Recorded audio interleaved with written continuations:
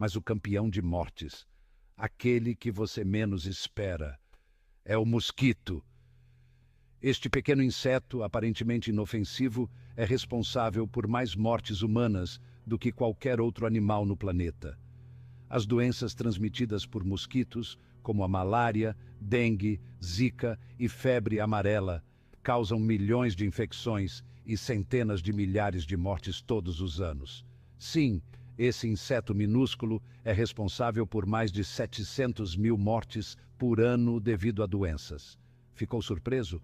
A capacidade dos mosquitos de se reproduzirem rapidamente e se adaptarem a diferentes ambientes os torna uma ameaça constante. Além disso, a resistência crescente aos inseticidas dificulta ainda mais o controle dessas populações. Portanto, é crucial tomar medidas preventivas, como o uso de redes